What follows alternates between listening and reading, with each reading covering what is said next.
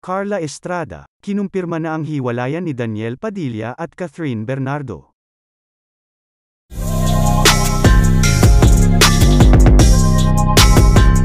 Spotted si Daniel Padilla sa 49th birthday celebration ng kanyang ina na si Carla Estrada na ginanap sa kanilang bahay sa Quezon City.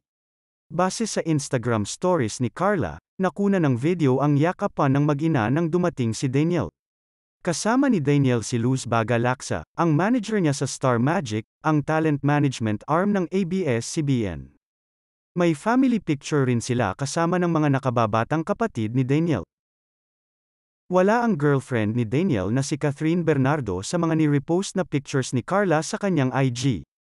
Hindi maiwasang hanapin ng iba si Catherine dahil matunag pa rin ang espekulasyon sa mga isyong inuugnay na sanhi umano ng breakup ng magkasintahan.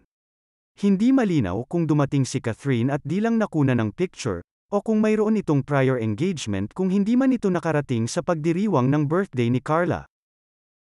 Sa kabilang banda, karamihan sa mga bisita ni Carla ay mga kaibigan niya kabilang sina Marjorie Barreto, Rufa Gutierrez, at Joy Ortega.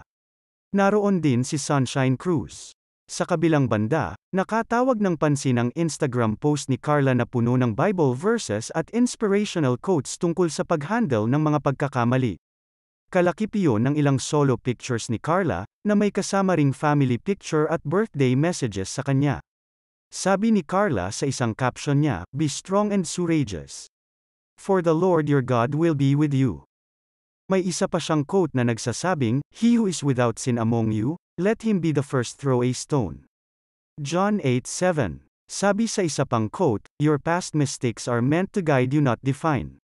Dagdag ni Carla sa caption, "Yes, we are strong mamas." Sa comments section, marami sa mga nagpakilalang fans ng Kathniel ang nag-aabang kung magbibigay raw ba ng komento si Carla sa mga kumakalat na intriga sangkot ang anak na si Daniel.